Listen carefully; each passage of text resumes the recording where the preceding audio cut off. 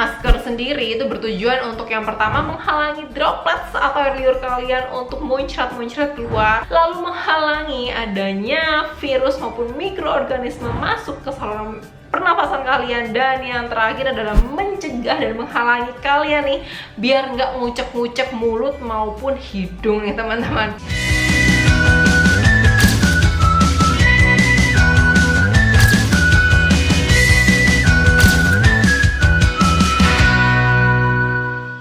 Balik lagi sama aku Emma. Nah, sekarang tuh di luar sana lagi banyak banget marak yang namanya penjualan masker bedah palsu.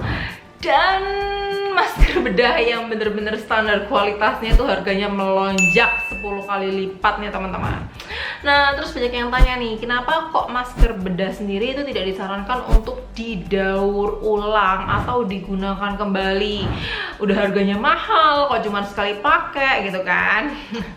Oke, aku bakal jelasin nih ke kalian. Masker bedah sendiri nih, yang kalian lihat seperti ini, itu tersusun dari 3 layer nih teman-teman. Layer depan dan layer dalam itu dari bahan non-woven fabric, atau dia serat-seratnya dilelehkan hingga tidak ada bentuk serat-serat seperti kain. Jadi bener-bener bercampur gitu sehingga meningkatkan filtrasi terhadap virus. Di bagian luar biasanya akan dibuat anti air, di bagian dalam itu lebih lembut untuk menahan droplets ataupun air ludah kalian muncrat-muncrat di dalam masker tersebut nih teman-teman. Nah, biasanya masker-masker yang berada di pasaran gitu kan, yang sekarang lagi banyak dipalsukan, masker bedah di luar sana adalah non-woven fabric masker dengan 2 bahan tersebut aja nih teman-teman. Jadi mereka menggunakan bahan spunbond gitu kan, yang non-woven fabric untuk membuat masker. Namun itu nggak benar-benar bisa memfilter virus. Oke. Jadi bahan-bahan yang sangat diutamakan membuat masker bedah ini menjadi lebih mahal di layer yang di tengah atau layer kedua ya. Di lapisan layer kedua itu ada yang namanya bahan melt blown atau sebagai bentuk saringan atau filter maksimal untuk meningkatkan filtrasi dari masker. Oke, kita buka nih ya. Nih. Jadi ini spunbond kan bahannya di sini, dan di bagian dalam kalau kita buka masker ini ya toh, ini ada yang namanya bahan melt blown yang digunakan sebagai filtrasi tingkat tinggi terhadap virus, terutama COVID-19. Nah, bahan melt blown inilah yang ditakutkan menurun efektivitasnya ketika didaur ulang ataupun dicuci kembali nih teman-teman. Kain melt blown ini dengan ukuran tebal sekitar 100 sampai 1000 mikrometer yang sangat-sangat kecil sekali. Dengan proses dia dilelehkan sehingga membentuk serat-serat 3 dimensi yang bisa membuat tekanan negatif ataupun adanya elektrik statis di dalam masker, sehingga dia bisa membuat kalian lebih gampang menghirup udara. Dan ketika udara tersebut terdapat sedikit aja virus ya kan, dia akan tertahan di bagian melt blown-nya dengan elektrik statis dan adanya penurunan tekanan udara pada bagian masker. Penurunan tekanan udara atau penurunan aliran udara pada masker itu mencerminkan bahwa serat-serat di bagian masker tersebut telah rusak. Dan penurunan filtrasi atau penyaringan udara itu mengindikasikan kerusakan bahan melt blown tadi atau menghilangnya listrik statis pada bagian dalam masker. Oke. Nah, tapi untuk sementara ini karena bahan yang namanya melt blown dan masker APD di seluruh dunia lagi langka banget gitu kan, hampir seluruh dunia itu nggak kehabisan akal untuk mencoba mensterilisasi masker ini agar bisa dipakai berulang kali sampai dipakai 20 kali siklus dengan mensterilisasi masker tersebut nih teman-teman. katanya nggak bisa untuk dicuci dan didaur ulang lagi. Nah, faktanya beberapa rumah sakit maupun universitas di luar negeri itu telah melakukan sterilisasi massal terhadap masker bedah dan masker N95 agar bisa dipakai berulang kali, bahkan sampai 20 kali pemakaian nih teman-teman. Nah, ada 4 kriteria nih masker berhasil disterilisasi dengan baik. Yang pertama, efektif untuk membunuh virus sasaran. Saat ini yang kita bahayakan adalah COVID-19. Yang kedua, tidak merusak filter respirator. Yang tadi aku bilang, bahan melt blown-nya sendiri itu tidak berkurang elektrisitas statisnya dan tekanan udara di dalamnya. Yang ketiga, tidak mempengaruhi kesesuaian respirator atau penyaringan dari udara. Dan yang keempat, aman untuk orang-orang yang memakai. Jangan sampai disemprot bahan-bahan beracun, malah akan semakin membahayakan pemakai, ya kan? Nah, secara medis ada 5 cara untuk membunuh virusnya, teman-teman. Yang pertama, melakukan sinar UV atau radiasi UVC. Yang kedua, mengasapi dengan desinfektan. Yang ketiga, memanaskan dalam air mendidih. Yang keempat, mengukus. Dan yang kelima, mengoven. Ya, semuanya adalah teknik pemanasan untuk mensterilisasi alat-alat medis maupun masker bedah atau N95. Tapi, apakah kelima teknik ini bisa digunakan untuk mensterilisasi masker? Oke, kita bahas satu-satu ya teman-teman.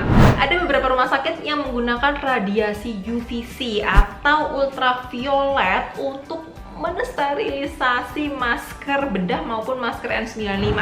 Jadi, Pusat Medis Universitas Nebraska di Lincoln, Nebraska itu mereka menggunakan sinar UVC untuk mensterilisasi masker bedah maupun masker N95 secara massal.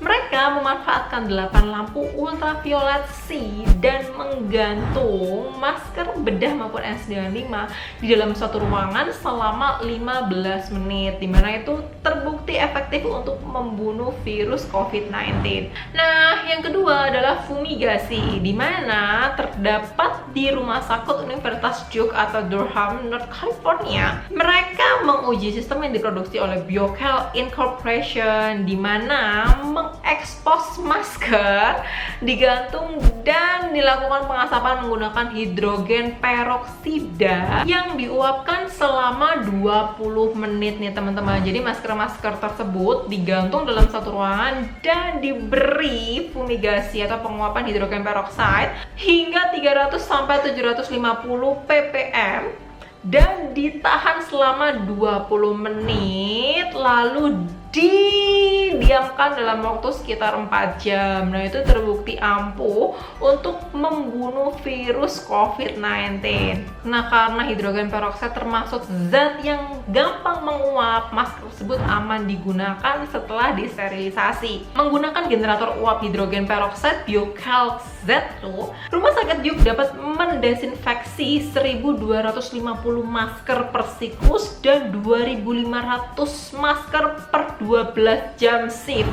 Dengan sistem fumigasi dari hidrogen peroksida, lumayan dong, itu bisa menghemat pemakaian sampai 20 hari, ya kan? Tapi ini teman-teman, sayangnya kedua metode tadi itu membutuhkan peralatan modern yang cukup mahal dan tidak semua rumah sakit maupun universitas di dunia memiliki peralatan tersebut. Ada beberapa metode lagi yang bisa digunakan untuk mensterilisasi masker bedah. Apa aja? Yang pertama adalah merebus dengan air panas. Pada pertengahan Februari 2020, tim Universitas Teknologi Kimia Beijing yang dipimpin oleh Jian Fengchen, profesor dan direktur laboratorium di bagian komposit organik anorganik, telah mengembangkan perawatan regenerasi untuk mensterilisasi masker sekali pakai nih teman-teman. Metode ini melibatkan 2 langkah, yaitu yang pertama, masker bekas bedah yang kalian gunakan itu diseduh di dalam air panas dengan suhu di atas 56 derajat Celcius, biasanya 60 sampai 80 derajat Celcius dalam waktu 30 menit. Yang kedua, untuk membalikan muatan listrik statis di dalam bahan melt blown, masker dikeringkan dengan pengering rambut standar selama 10 menit untuk mengembalikan elektrisitas statis pada bagian meltdown di masker nih teman-teman.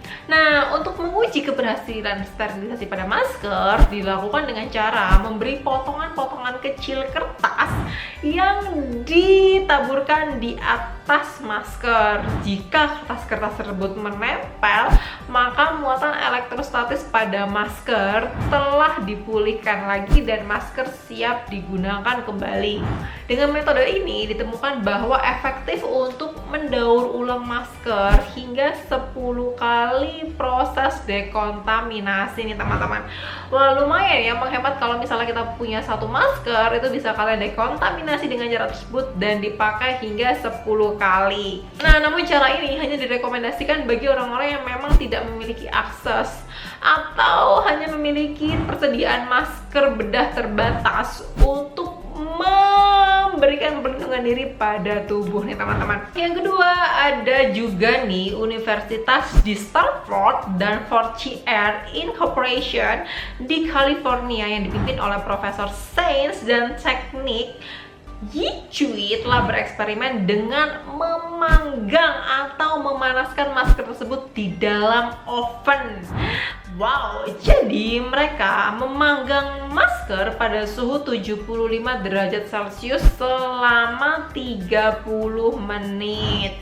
Suhu 75 derajat Celcius ini didapatkan karena ketika mereka melakukan pemanggangan dengan suhu 85 derajat Celcius sampai 125 derajat Celcius, itu membuat kerja polipropilen atau bahan meltdown itu mulai menurun dan menyingkirkan elektrisitas statis pada bagian meltdown. Sehingga dirumuskan bahwa dengan memanggang masker dengan suhu 75 derajat Celcius selama 30 menit sangat efektif untuk membunuh virus COVID-19. Nah, gimana dari 5 proses sterilisasi yang aku jelaskan tadi?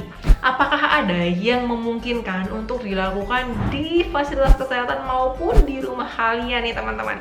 Tapi ingat ya, sebelum kalian melakukan sterilisasi masker tersebut harus benar-benar diperhatikan caranya nih teman-teman. Untuk jurnal dan metodenya bisa kalian lihat linknya ada di bawah. Dan kalau misalnya kalian ada pertanyaan atau ada yang kalian diskusikan, silahkan komentar di bawah. Dan ada teman-teman, see you di video lanjutan ya.